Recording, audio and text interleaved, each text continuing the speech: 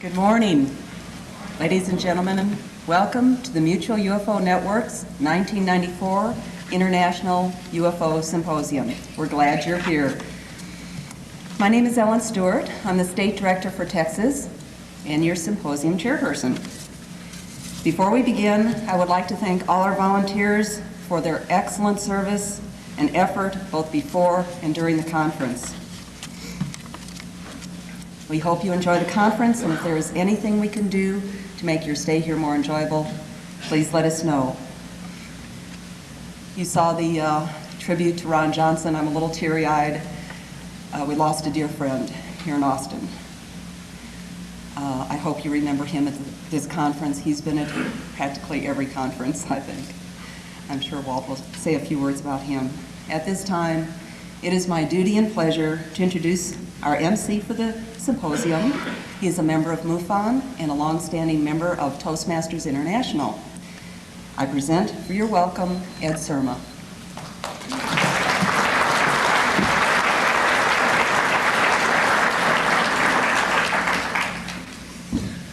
Thank you, Ellen. Good morning, everybody.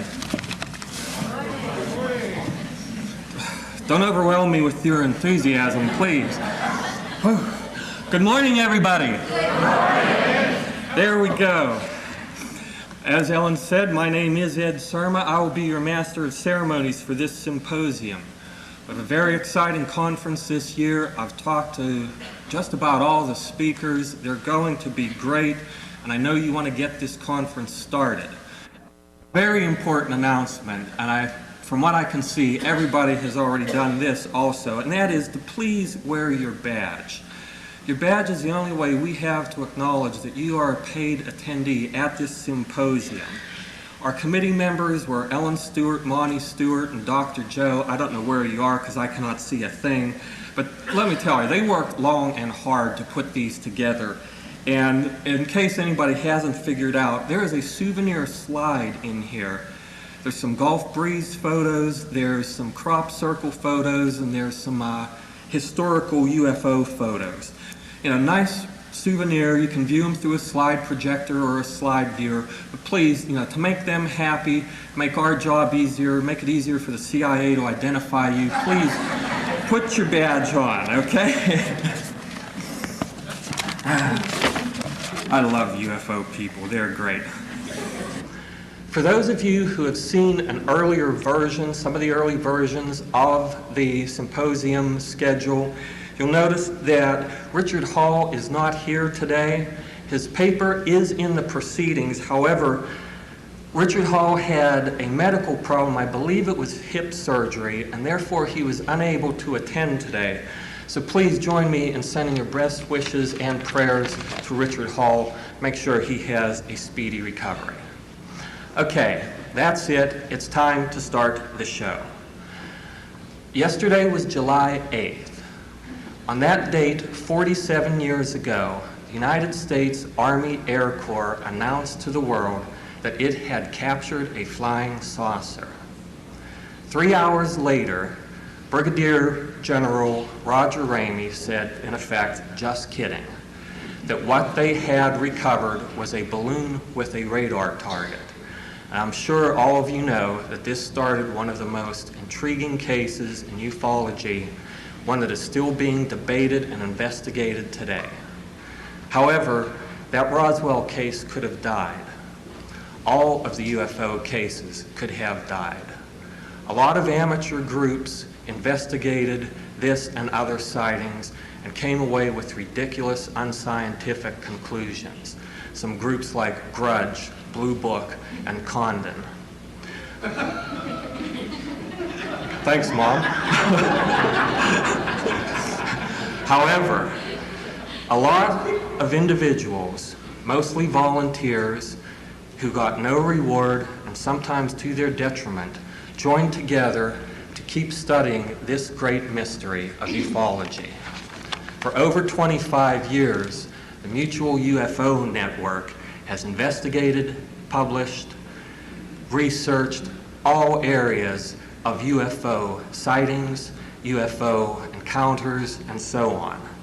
In my humble opinion, MUFON may be the leading investigative group, may be the leading force in exposing and bringing out UFO truths for all of us. And it is most certainly my honor to begin this symposium by introducing the International Director of MUFON, Walt Andrus.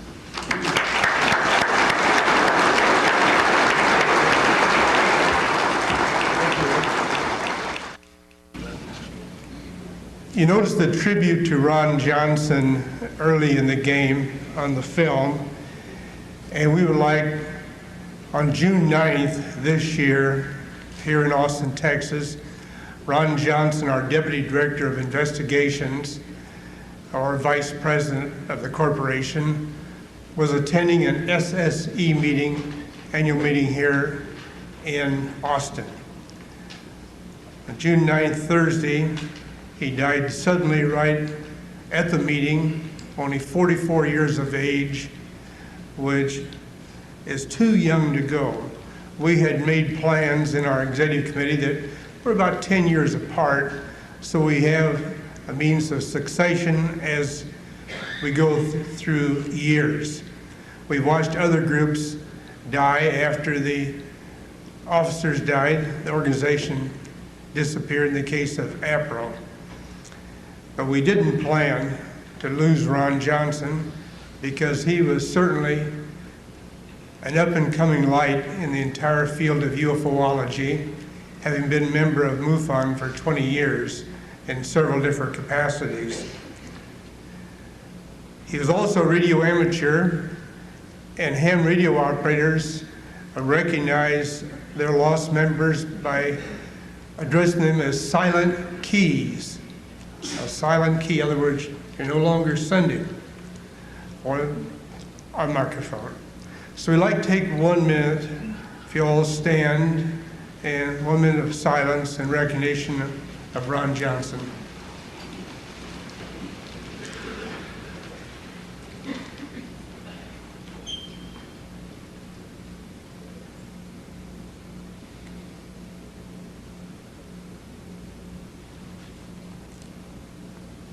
Amen. Thank you.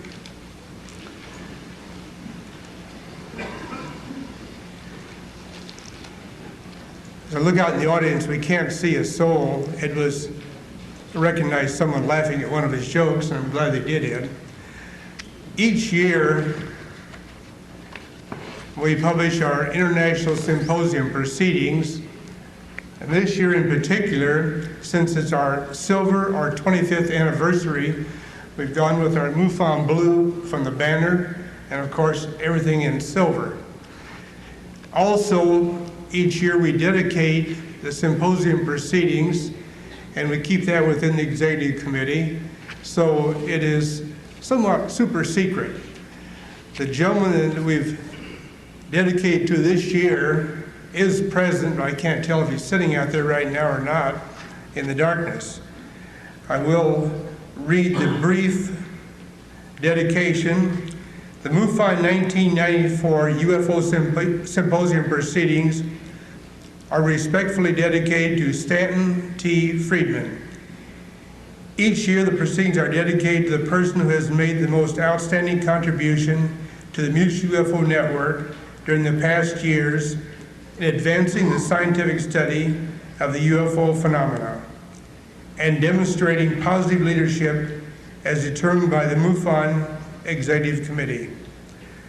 Public recognition is hereby bestowed upon Stanton T. Friedman for his educational contribution as a public speaker on UFOlogy across North America, but more specifically for his stubborn and persistent determination to reveal the facts on the Roswell crash, the MJ-12 papers, and most notably the UFO cover-up by the U.S. and Canadian governments. It is with profound gratitude that a dedicated member of MUFON may be honored in this manner. Is Stanton present? But we'll present his copy when he's soon available. Also, most of you already received your copy of the June MUFON UFO Journal. There he is.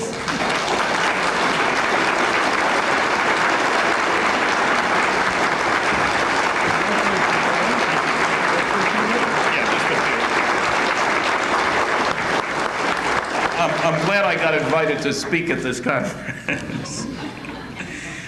Just a very few words to say that I've appreciated the opportunity to work with MUFON.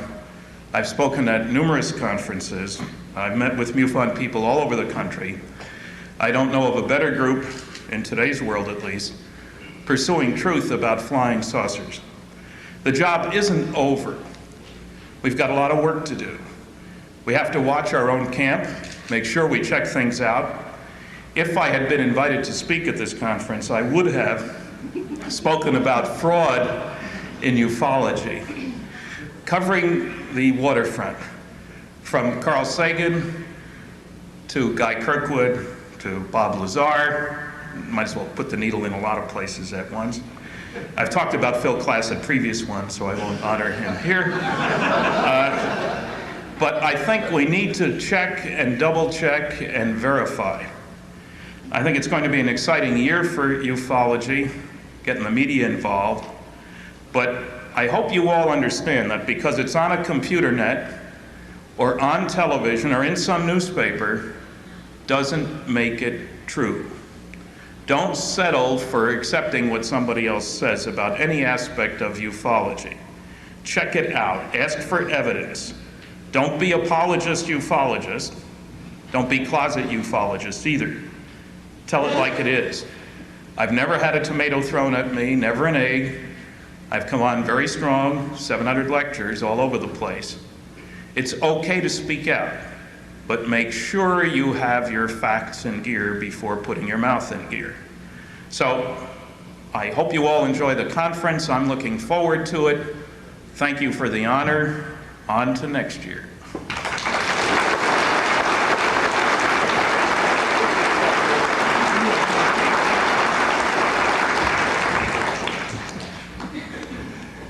Stan pointed out that's the briefest talk he's ever given.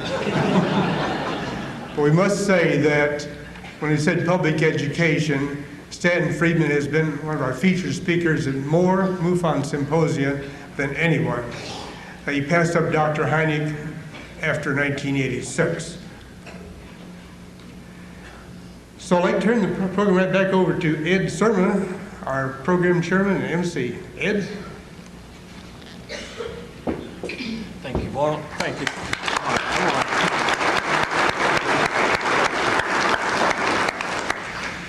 Thank you for all of those moving comments, Walt. And again, I just want to echo that the memory of Ron, let's keep it alive, and let's keep MUFON alive for the memory of him and people like him. I tried to be subtle here, but please excuse me for a second while I move the stool back in place.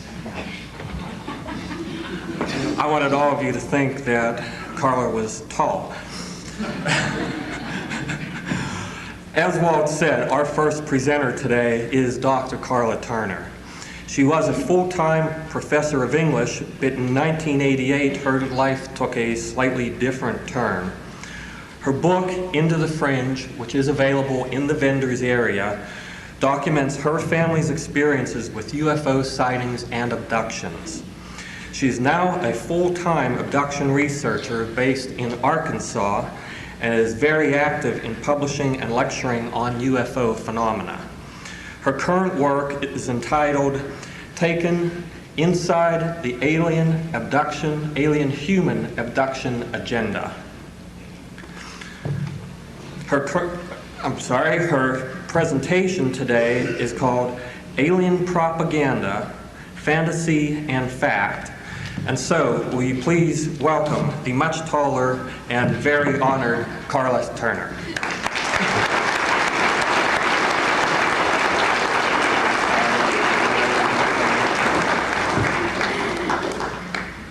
So that's what it looks like from up here. Thank you, Ed. I'm actually 6'2", but that's just my IQ.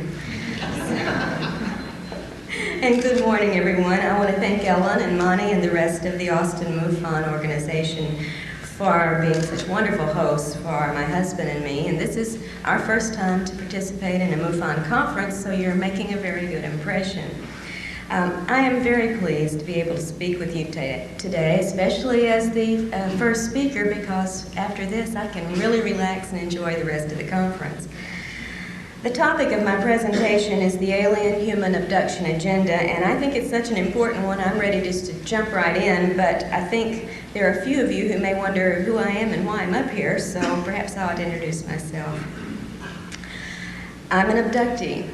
And I use that term because I have been forcibly taken and controlled by non-human entities, which makes this an alien abductee situation. Now, some of you may know about the experiences my family and I have endured. I've recorded those in Into the Fringe, which Berkeley published in 1992. And it focuses most intensely on the period from 1987 through 1990, when we were forced to become consciously aware of the alien encounters that we've been having ever since childhood.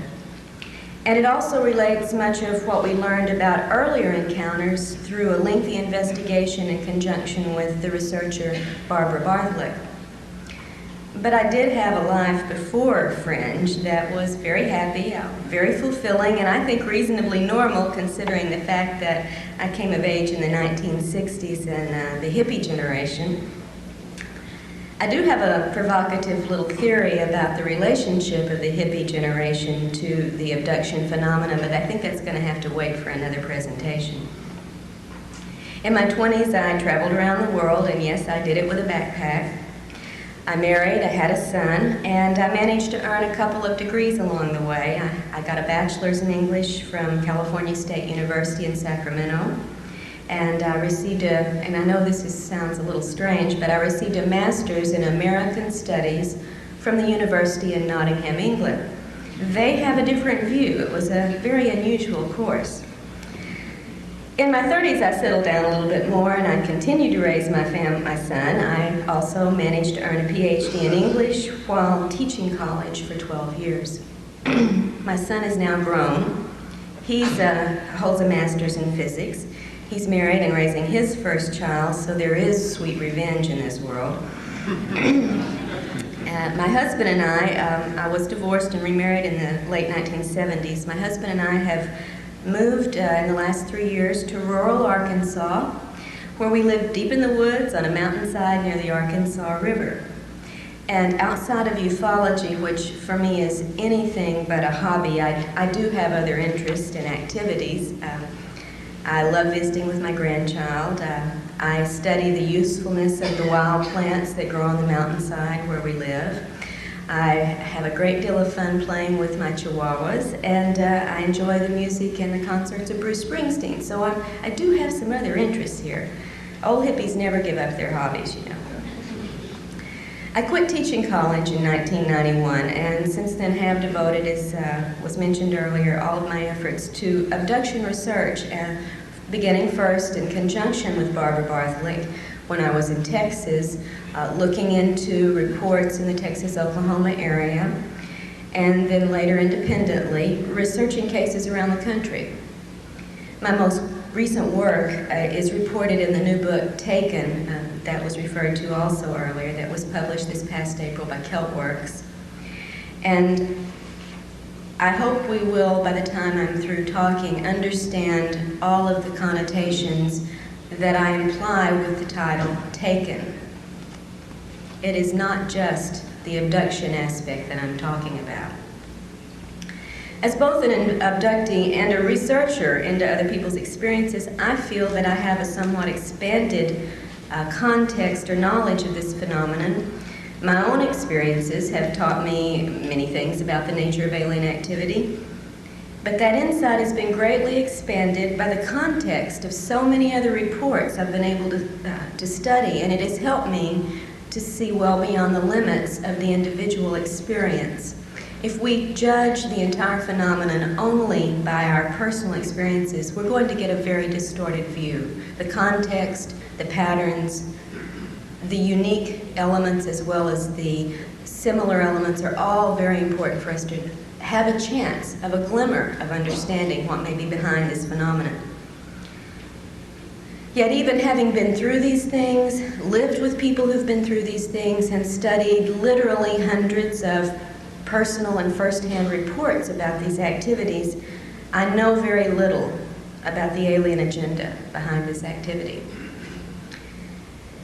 Stanton mentioned the need to hold ourselves to facts in this field, and I think that is extremely important. We should repeat that 10 times a day as we go through the work in this area. The problem, of course, with the abduction phenomena, as with a lot of ufology, is that the nature of the alien activity is designed deliberately to keep us from having much in the way of concrete evidence. Designed that way. It is not an accident. So it is difficult to feel confident of many facts. The dictionary defines facts as things and ideas which are demonstrably existent, objectively verified, and known to be certain. And at this point, given everything I've learned internally and from external evidence, there are so very few things I'm willing to call facts. The list is very short. So today, instead of regaling or educating or entertaining you with abduction case reports and photos of the body markings and the drawings of the spacecraft and aliens, which I have done and could do, I would prefer to take this opportunity of perspective, which is, of course, the theme of this MUFON symposium, to share with you my list of facts, and then try to take you beyond the fringe of this phenomenon and into the heart of the abduction scenario. Now, I'm going to begin by discussing my list of facts before I go on to two other issues, propaganda and fantasy, because I think it's on the basis of the facts that I have been able to discern what I can about the data in the other two categories. So this will be a very short list. I hope you'll follow along with me. Facts. Fact number 1. We do not know with any certainty exactly what these entities may be. Extraterrestrial, interdimensional, terrestrial in origin, some combination of all of the above, something we have yet to even dream of. I'm going to use the term alien merely for convenience, and I am not implying that I believe they are from another planet. Now, certainly they may well be. We just don't know, and that's a fact. The aliens themselves have identified a number of different origins to various abductees and contactees throughout the years, but of course we humans have absolutely no way to check out any of the statements that they've made. Therefore, we cannot know these things, as the dictionary says about facts, to be certain, to be objectively verifiable. Fact number 2, and I'm stating this with all of the tact and diplomacy and self-control that I can, and those of you who know me know I have very little. At least some of the aliens are liars. Through the past decades, the aliens have made, and you all know this if you're familiar with your ufology history, have made various predictions and promises and given a number of very specific warnings about impending events. And we have these documented at least since the early 1950s. And you and I all know, when we look at the record of what's happened since then, that very few of these things, and none of great consequence, have come to pass. This is not a reliable source. I would like to illustrate, just from personal experience, one such scenario that should make us question the things we are told by these creatures. In Into the Fringe, I recount the story of a young man that I had known since he was 11 years old. He and my son grew up together. His family and I were close friends, and I have a great deal of confidence in who this person is and his personal integrity. He went through an intense series of encounters and abductions, as we all were doing in this particular group during 1987 and 88 and 89.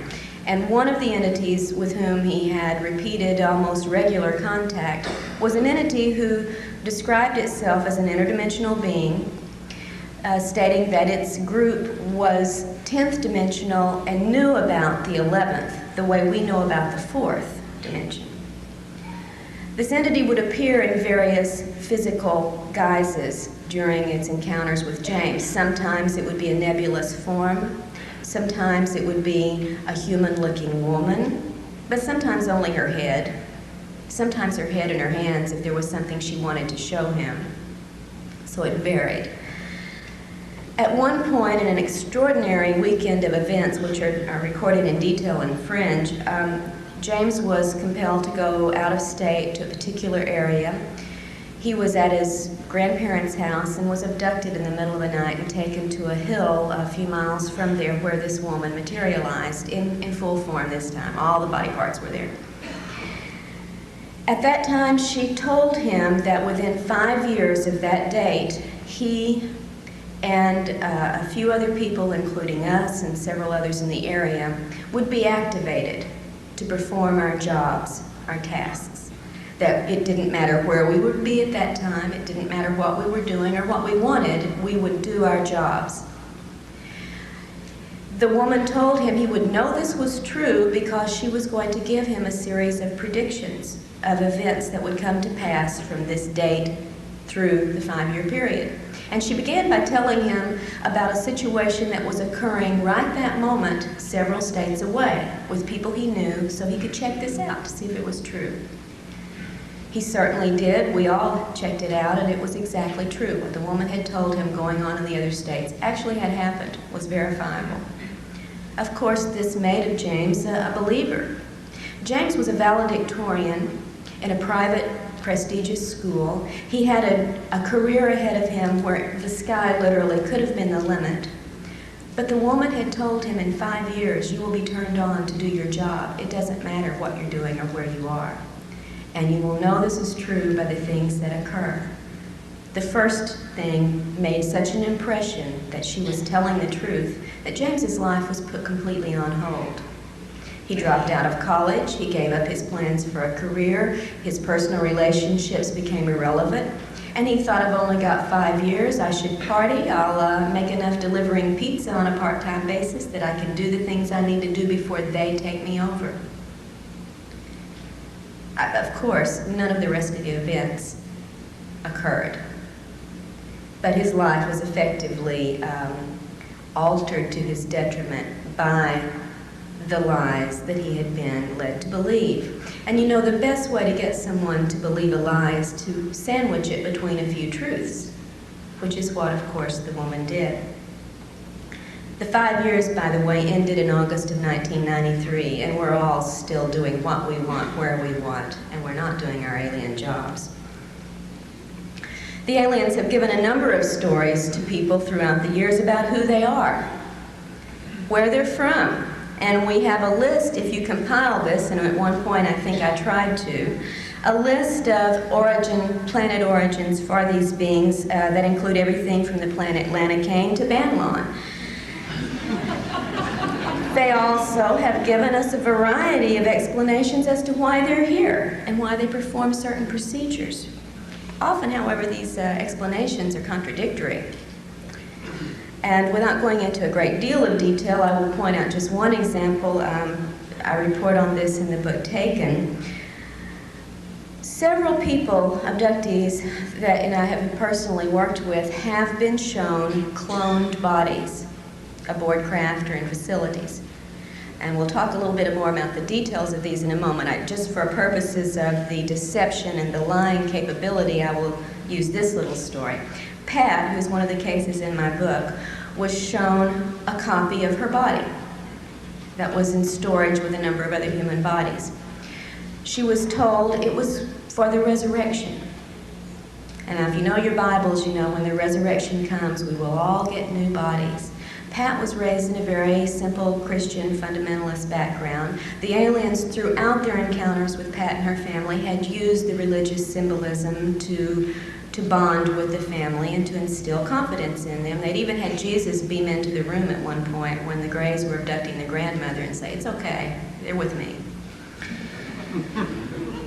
Pat was told that this body, this cloned copy, would be her new body for the resurrection, and this was extremely moving and religious for this woman.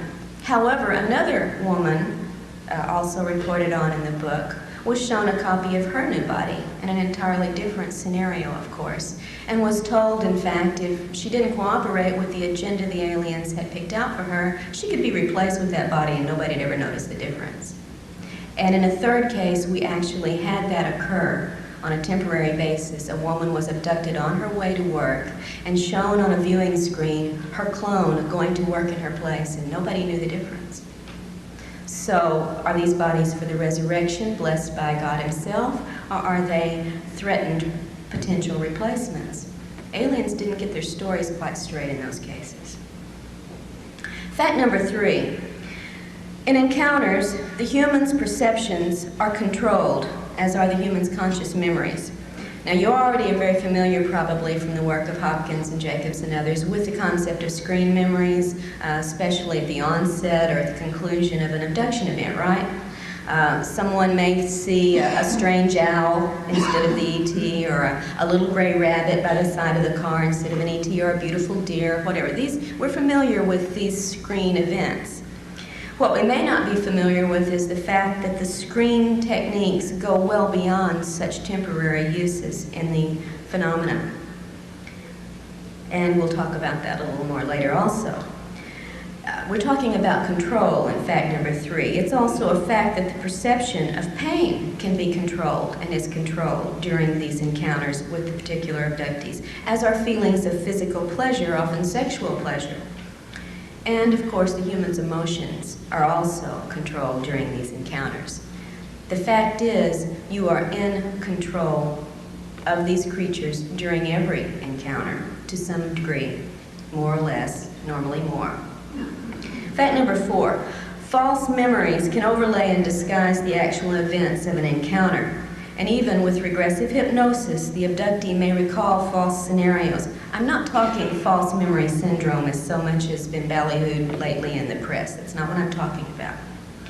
The abductee can recall false scenarios, even under regressive hypnosis, unless some effective method is used in the hypnotic process to help the abductee bypass implanted illusions. Some of you have heard me talk before. Remember an illustration of this concerning a woman named Joy, who in the 1970s had an encounter, a missing time and relocation episode in California. Was driving in one town, 2 hours later she's in another town, has no idea how she's gotten there. She's crying, she's in hysterics, and she feels totally abandoned and betrayed. 20 years later, when additional incidents occurred and finally compelled Joy to seek out some help to find out what was going on in her life, one of the events that she looked at under hypnosis was this 2 hours of missing time in the early 70s. She recalled in the initial stage that she was taken aboard a craft and brought by a regal and awe-inspiring figure who looked like the king and had on the robe and was very much in charge, into a room much like this, stood before a podium much like this, gazed out into an audience of wonderful smiling little grays, not at all like this, thank God, and was given a book and told to read this book to the audience. She looked at the book, and it had blue symbols or figures on it that she had never seen, and she said, I can't read this. I don't know what these symbols mean. And she was told, just put your hand over each symbol. You'll receive the impression and then recite what you received to the audience. So Joy did this, and she would touch each symbol, and as she did, she would mentally receive a very warm, uplifting, wonderful spiritual message, which she would then recite to her audience. And she went through doing this, said the response she got was one of such love, such overwhelming acceptance. She was really awestruck by the experience. When the therapist, the hypnotist asked her to move forward, there was a jump, a gap in her story, and suddenly she's back in the car, crying, hysterical, and feeling very abandoned and betrayed. Now, as you know, that doesn't match up. There's a discrepancy between the emotional state she was in the car and this wonderful, awe-inspiring spiritual experience she had recalled. I think you'll agree they don't match up. The hypnotist noticed this, noticed the gap, and asked Joy to first program her mental computer to perceive only the truth, and second, to back up to maybe 5 or 10 minutes before she was in the car. When she did, Joy found herself in an extraordinarily different situation. She wasn't reading a book to a loving and warm audience. She was naked, suspended in a beam or tube of light, being poked and prodded by a group of aliens who were using her much as a biological chart to explain, as we might to students, this is what this part does, this is what that is. And then she was put on a table, tilted at an angle, and was forced to endure some sexual intrusions. At this point, Joy, who could not move or talk, was mentally screaming to God and to Jesus, with whom she had very great faith, to help her, to save her, to make this stop. And when it didn't, and when she went through this for an extended period of time before being returned to her car, Joy came back a changed person. Abandoned and betrayed, she felt, by her God. Although she had no conscious memory of this event immediately upon her return, it changed everything in her life for 20 years. Her religion, her sexual orientation, everything about the woman. But without having the programming and help under hypnosis to see past illusion and perceive only the truth, Joy would have been one of those persons telling you how wonderful it was to be with the great alien brothers. She would have never known why the trauma and the after effects she carried for 20 years existed. Fact number 4 on my list is fact number 5. Given all that I've said so far, it is effectively a fact that abductees like myself and so many of you, while we report our experiences honestly and sincerely, we are really reporting alien-controlled information to the research community. As abductees, our situation is this: we can see the aliens, but we can't believe them. And we can't believe what we see them do.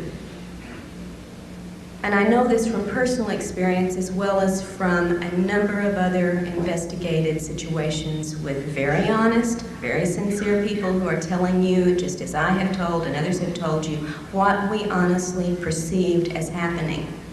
We're being honest, but the illusions and false memories and distortions and controlled perceptions and emotions and responses that we had do not accurately reflect always what we really went through. Fact number 6, there's a serious element of human involvement in the abduction phenomenon, in addition, of course, to the very real alien participation. You all know, of course, about many abductees' reports of being monitored, harassed by human agents of some sort, cases of phone intervention, mail intervention, helicopter surveillance, etc. And I wish I had an hour just to talk about the human side of this phenomenon, which of course I don't.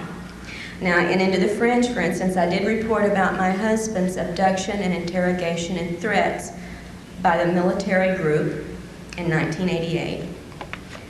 Similar, at the time, I had never heard of such a thing, and I found it even more disturbing than the alien encounters. Similar reports, though, have been made by a number of other abductees, some of whom I'm sure you're familiar with, such as Leah Haley's case, Alicia Davison in California, and some of you may be surprised to know Debbie Jordan. And part of her experiences reported a very similar human abduction and interrogation. It just never quite made it into print for some reason. In Taken, there are 4 more accounts of women whose lives have been intruded upon by what seems to be military human forces. And although I'm not at liberty, as so many of us aren't in this field where confidentiality is everything, to present to you the hard evidence that we have been able to gather in some of these cases, I am convinced by the evidence that we do have in a number of these cases, it's not an alien illusion of military. We've got names, dates, places, bases. It's real. Fact number 7. Whatever else it may be, the abduction agenda involves quite physical aims and procedures that tend to belie the idea of a primarily spiritual motivation on the alien's part. And much of what we see in these procedures goes well beyond the alleged aim of a crossbreeding program. If you think the aliens are only interested in making hybrid babies, then I invite you to figure out what these following procedures have to do with the process. First, you're aware of the various types of implants into numerous areas of the body, into the brain, through the ear, into the neck, into the spine, into the legs, the hips, and even in one man's fairly notable case, into the penis. Some of these implants have been seen on X-ray, CAT scan, and MRI. Some of them never show up. Some have been physically recovered. But so far as I'm aware today, and I do invite those who may know better to please correct me on this, whatever analysis has been performed on these objects has not given us any sensational new information. We still don't have any proof of what these things do in our bodies. What about the insertion of wires and tubes into abductees in the chest, in the kidneys, the ovaries, the wrists, the knees, and the feet, as well as the taking of human body fluids and the injection of unknown substances into the body in various locations? What about the brain operations, which in the statistics that I've been able to look at in a very general way without running them through the computer, seem to turn up as often, almost as often at least, as the reported taking of sperm and ova? In the cases reported, the individuals who've undergone or think they've undergone, because you always have to have that in the back of your mind, give an illusion, who have undergone these experiences use almost identical terms in reporting what has happened to them. I felt like my head was opened up and my brain was taken out. What about the deliberate pain experiments meant to produce levels of pain in the abductees, apparently for the measurement, study, or pleasure of the aliens who are observing them? I reported on one of these with James in Into the Fringe. He was put through an extraordinarily torturous and traumatic experience, having holes drilled in a row through the top of his head. He received an apology for this. Sorry, but we had to do it. But no explanation for why he had to do it. And most people are not given an explanation. What about the other bizarre tests and procedures that are reported time and time again? Abductees immersed in water or some liquid in which they're then forced to breathe the liquid. I think Hopkins and Jacobs have made this fairly well known to you. They now include it as one of the standard procedures. What does this have to do with crossbreeding? Are being forced to eat or drink unknown substances that then produce a variety of after effects on the abductees. Angie, reported on and taken, was given a bitter red liquid to drink, passed out immediately, and came to in a very passive, hypnotic state in which she then went through an interrogation with a number of people. Ted Rice, another case that I've been working on for a couple of years, as a child was given a pill to eat or swallow that then produced on the 10-year-old boy the effects of an aphrodisiac. What about being forced to engage in a variety of sexual, not reproductive, but sexual situations with alien beings, with human-looking figures, and with other abductees? Frequently, the alien sexual activities are reported to be carried out by reptoid-looking beings, but not always. We've got reports of gray sex, hybrid sex, and Nordic sex, among others. And as just as in one of Hopkins' recently reported scenarios, I think it was on television last year on sightings, I described and taken how Lisa, one of the abductees reported on here, was forced to have sex with another abductee in one of her encounters. It was an extremely poignant situation after the fact. The man told her, apologized to her, told her how sorry he was that he was being forced to do this to her. He said, "They've been taking me since childhood. I don't know how to stop it." And he gave her his full name. That's all he had in his control to do. What about the cloning? I mentioned this earlier. And I'm not talking about just the potential and I think very evidentially supported idea that the little gray workers you're also familiar with, like the little guy down here on the floor, are cloned, produced, manufactured like, we do Fords, Chevys. Not just this kind of cloning of the same sort of creatures to go out and do the work, but also the cloning of human bodies, which, as I said, have been shown to abductees. Sometimes they match and are identical to the human in the situation. Sometimes they're just a bunch of identical bodies, inert, adult, bodies. In one case, a man was taken to a facility in which he saw a room in which there were about 40 inert human bodies, 20 male, 20 female. The males were all identical to each other. The females were identical to each other, and they were beautiful, blonde, healthy specimens. What do these things have to do, is what I've asked you to think about, with the crossbreeding agenda? Fact number 8. All of the things that I've described to you so far are part of the aliens' physical aims and procedures. But that isn't all there is to their motivations. The agenda also involves the long-term psychological programming of the abductee. It targets, among other concepts, our social and personal relationships, our sexuality, our political ideas, and our religious and spiritual concerns. For instance, many of us, through our experiences, and I think I could get a show of hands on this, are made to be highly suspicious of our government, now perhaps with good reason. And in general, we become less trusting and intimate with people outside of this field, and very paranoid often of people within this field. As one of the women in the book, Jane, in Taken, has said, the aliens had fostered in her mind a mistrust of the government. Certainly it has changed most abductees' spiritual concerns and social agenda. With Pat, also reported on in Taken, the aliens, as I mentioned earlier, used a religious approach in their contacts with her, telling her very early on that they were angels, but, as they said, not as you've been taught. And they even had Jesus, as I said, appear in her bedroom to give us okay for a subsequent multiple family abduction event that occurred that night. Pat told me about this as her brother and sister, who also remembered the event, and said that Jesus had blonde hair and blue eyes and was very beautiful and wonderful. And I pointed out that, this is physically inconsistent with the historical Jesus that we know about from the Bible. He certainly probably didn't have blonde hair and blue eyes, and Pat could only say, well, this one did.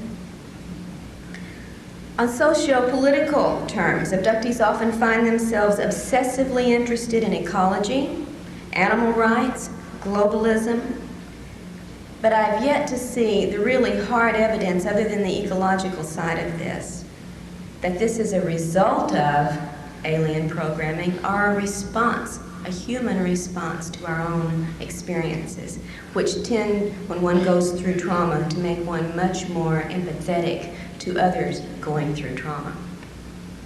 On more personal terms, abductees often go through specifically sexual obsessions, dysfunction, and compulsions. Now, because of the personal nature of sexual situations, I'm sure that so many of these reports I wish we had available to us are not well known in the abduction data body, such as other things like sperm gathering, ova gathering, fetal extractions, baby presentations, and so on. Now, I know those two are very intimate and very personal scenarios, but it seems that we humans are even more sensitive about our sexuality. And if you've ever known someone who's had a sexual assault, no matter how traumatic, unwelcome, intrusive, and criminal the event may have been, the person tends to carry, without a lot of help to get over it, a sense of shame and responsibility. This is also true for abductees. In private, although these reports are not often made public, in private, abductees have reported not only straightforward sexual encounters during abductions, as I mentioned earlier, but also the aftermath of such encounters on their lives. You might be surprised, and again you might not be, to know how many abductees report obsessions or compulsive masturbation after their experiences that they do not have control over. Overwhelming sexual appetites. Conversely, the loss of all sexual appetite or the fear of sex, as well as sexual obsessions with people the abductees normally would never be attracted to. Fact number 9. With their advanced technology, the aliens can create virtual reality scenarios that are usually absolutely real to the perceptions of the targeted abductee. Now, such capabilities have often been theorized and hypothesized and discussed in this field, but for me, they were confirmed in an extraordinary case, multiple case, that I have helped research for the last couple of years, involving an abductee named Ted Rice. This is the one story I do intend to tell in detail before going on. In the early 1990s, Ted was in Florida visiting an old friend named Marie, and she had also invited a third friend, a woman named Frances, as a house guest. Ted was in one room. Marie and Frances went to bed in twin beds in the other room. Shortly after going to bed, Ted heard his hostess, Marie, screaming, "Ted, come here quick." And he hopped up out of bed, ran down the hallway, and as he approached the other bedroom, he could see a blue glow coming through the open bedroom doorway. When he walked inside, he saw a very strange situation. His host, Marie, was pinned as far away, up against the wall, as far away from the bed area as she could, staring fixed at one of the twin beds in which Frances was still lying. The bed was surrounded by a large, spherical, blue energy field of some sort through which little lights seemed to dart and move. Frances was raised in a slightly raised position just as she had been starting to sit up in the bed and had been paralyzed in that position. Ted and Marie yelled at her, "Are you in pain? Can we help you? What's wrong?" She could barely hear them, and when she did answer them, they could barely hear her, and this is in a small bedroom. She, for several minutes, they observed, was carrying on a conversation with the ceiling. And then a few minutes later, she was carrying on a conversation with the foot of her bed. A few more minutes passed, and the sphere of electrical energy disappeared, and Frances was able to move again. When she sat up, she told them what she had been experiencing. It had begun, she said, hearing the sound of a helicopter low over the house, and in fact, she had turned to her hostess, Marie, and said, "What's a helicopter doing over the house this low, this time of night?" Marie said, "What helicopter? I don't hear anything. You're dreaming. Go back to sleep." Frances said, "No, don't you hear that helicopter?" At that point, she had started to sit up. That's when the blue sphere of energy had coalesced around the bed. Frances told them after this was over that it had seemed as if the ceiling dissolved or disappeared, and I've heard this over and over and over again, and she could see through the ceiling up to the trees above the house where there was a strange craft. She had thought it was a copter when she heard the sound, but as she looked up, it was not like any copter she had ever seen. And within this were two alien creatures, which she described in physical detail, with which she carried on a conversation for several minutes. And then, she said, they came out of the craft and beamed down to the foot of the bed. Didn't you see them? And where she carried on another few minutes of conversation. When the sphere disappeared, so did the aliens, so did the invisible ceiling, and so did the strange craft. Frances had not been able to see the blue sphere of light around the bed. All she had seen was a craft, heard noises, had a conversation with two alien entities. Marie and Ted, who were outside of this field watching this, saw and heard only the blue sphere. If they had not been in the room to observe this, Frances would have believed with all sincerity that she had had exactly the encounter she thought she had, but she didn't. Fact number 10, and this is the last on my short list of facts. It is a fact that the aliens show a mysterious interest in the human soul. And I say mysterious because of the kinds of things they do and say concerning it. Now, this part of the phenomenon is so rarely discussed in public that I don't think we really have a good pool of data to proceed on a serious discussion, but I'd like to bring it up because it is a fact that the interest is there and mysterious, and we should be concerned about it. There are a number of intriguing reports that we could start with. For instance, a young girl who the aliens asked if they could borrow her soul. Two different abductees, totally different, totally isolated from each other. It happened to both come from the St. Louis area, both shown at the age of 5 a gigantic metallic spherical object somewhere in space, and we're told in essence it was the Seoul Recycling Center. Reports of abductees who recall apparent past lives in which they've inhabited alien bodies with their souls. And even in one case, a man who watched as his young body was killed and his soul energy released, captured in a container, and taken to a new replacement body where it was reintroduced into the body through the technology of the little black box you might have heard about in some of these cases. For me, that's the end of my list of facts. So I'd like to move on to the other two categories, beginning with propaganda. Propaganda is defined as any association, system, or concerted movement for the propagation of a particular doctrine or belief. With me on that. What I've learned from my own experiences and the research into this field with others shows me that the aliens are clearly practicing such programming. And they are propagating a number of beliefs within abductees and through their reports to the UFO community specifically, and then to the population in general. They shape our beliefs in part, or at least our beliefs about them in part, by the physical appearances they appear to us, for one thing. And through the virtual reality capabilities that I just described to you, they can and do give us any illusion they choose during abduction scenarios. One young man, a young boy abducted with his grandmother in a situation I don't need to go into at this time, had brought into the room the grandfather. It just happened the grandfather had been dead for 6 years. Another case in which, many cases in which celebrities or well-known figures are used to, in a scenario, to persuade an abductee to participate in this or that other procedure.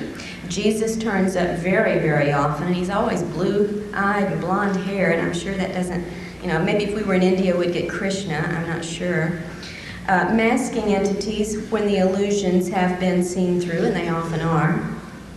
And one I think particularly important, although I've cited it before, I think it's worth repeating. I tell the entire account and into the Fringe. A young man who was compelled to go out of his house in the middle of the night. As we, under control, you go where you're supposed to go, and there is some evidence we get up and take ourselves out to be abducted, whether we know it or not. Compelled to go outside for an encounter, and there, waiting for him, was a Nordic, a beautiful blonde woman. Probably the spitting image of Semyazi, who was waiting with open arms and a loving look, a little bit attractive, alluring look, in fact, for him to come into her arms. And she reached out for him and drew him towards her, and being under control, as we always are, he went for it. Expecting to get an embrace and a kiss, as the arms wrapped around him, the image of Semyazi disappeared. And what was holding him was not blonde, beautiful, or human. And what he got was not a kiss, but being thrown to the ground, pinned down, with claw marks the next day around his neck where this had been held down, while a 2-foot rod of some sort was rammed down his mouth, down his throat, and into his stomach, where the extraction of juices then took place, leaving him with the external claw marks, the scraped throat, and the taste of bile for quite a while afterwards. The aliens foster a belief, I think, in their beauty and their compassion with us through such means as showing us pretty people. I think they realize we're not as smart as we think we are, and that we often equate beauty with goodness, and you and I both know that's not always the case. They also foster a belief in the alien-human crossbreeding scenario through such repeated procedures as fetal implants and extraction, sperm and ova gathering, baby presentations, and so on. But I think, as Stanton warned us early on, we should remember that without external confirming evidence, we cannot accept this as proof.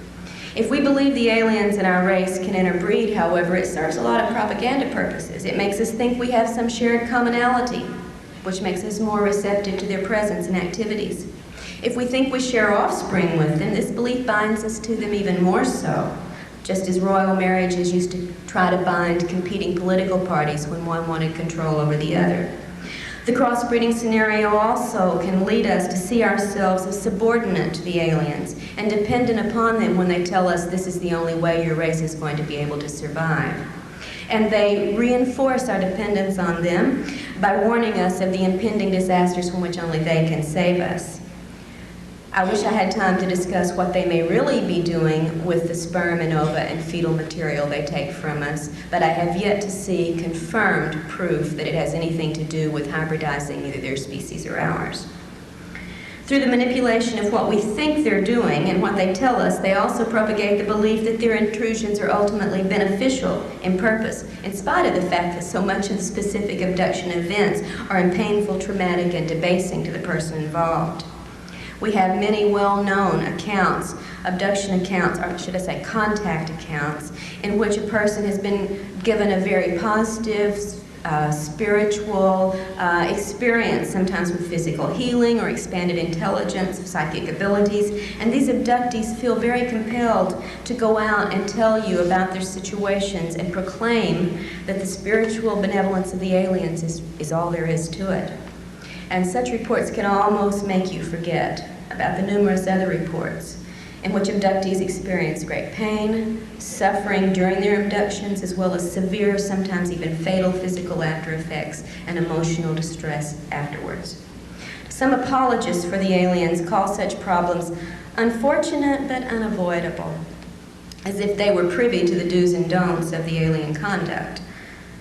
But if inflicting pain or permanent damage can be controlled and avoided in certain cases, we can have and do have the right to ask, why is it not extended to all abductees, which it certainly is not.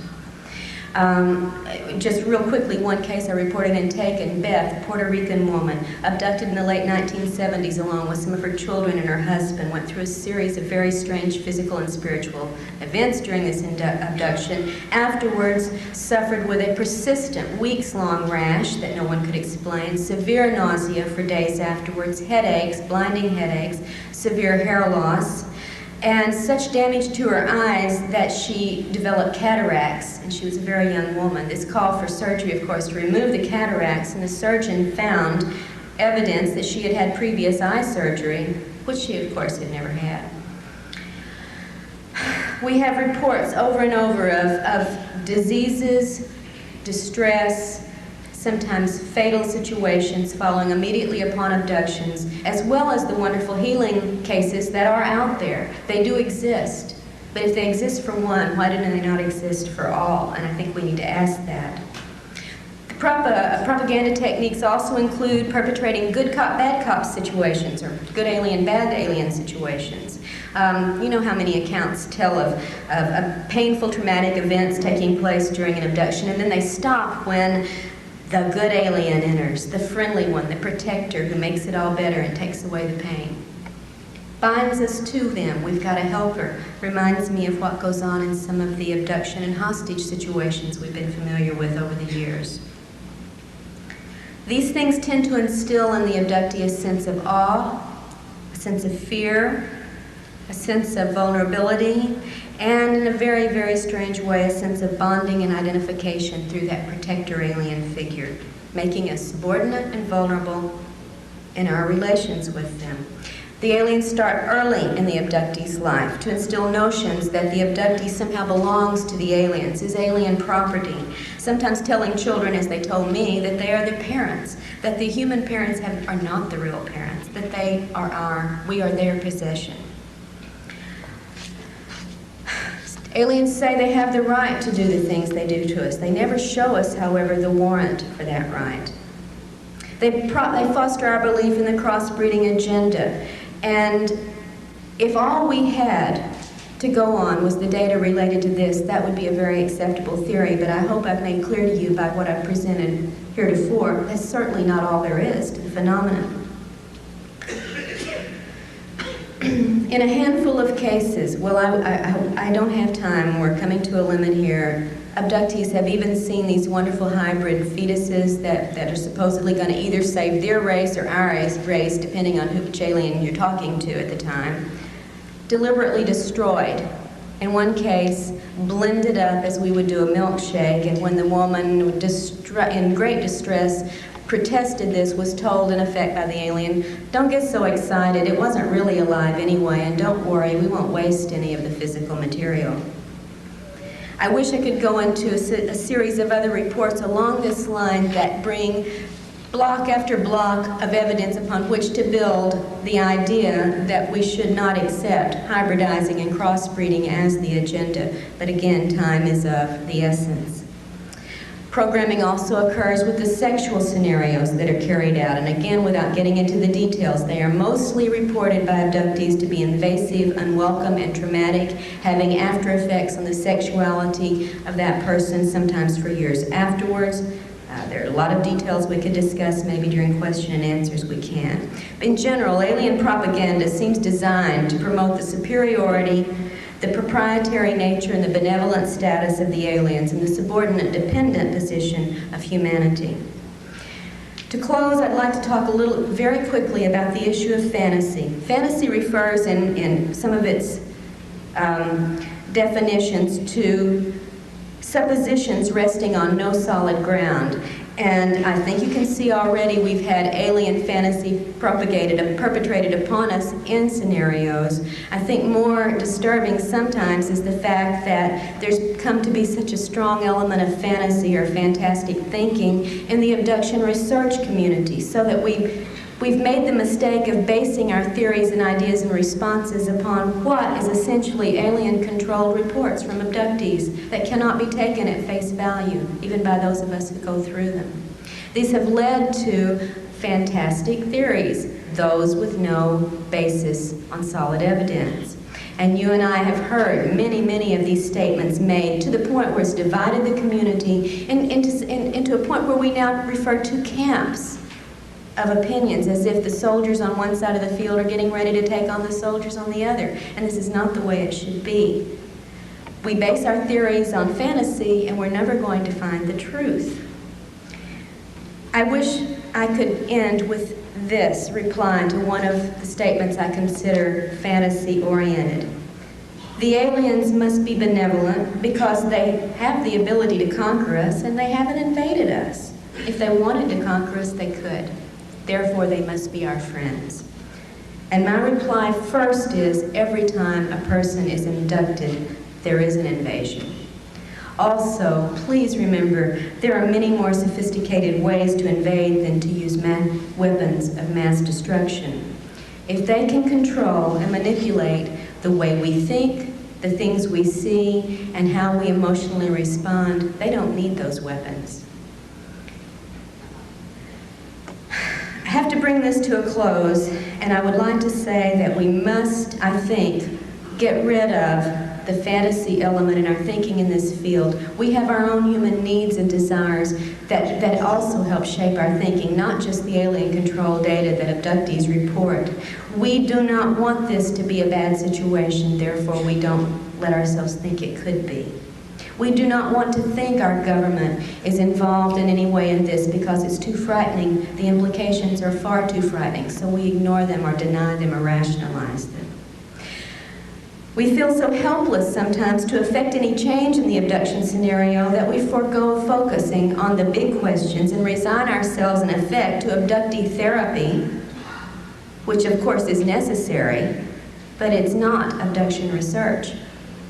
The point is not so much learning how to live with the situation as it is finding answers to the questions of who in truth these beings are, why they're here, what technology they possess that allows them to implant and control us, to clone our bodies, to harvest our energy and our physical material, and to find out what our government knows about this agenda and what it may be trying to do about it, and why part of that involves intimidating, surveilling, and even abducting abductees. Now, I think these are the ideas now on 25th year anniversary of MUFON, when we have to look forward to where ufology should go. In the field of abduction research, these are the areas that I would advocate we concentrate our energies, in spite of whatever wishes, fears, and prejudices we bring into this. There is no room for fantasy in our thinking about the potential consequences of the alien presence. Thank you.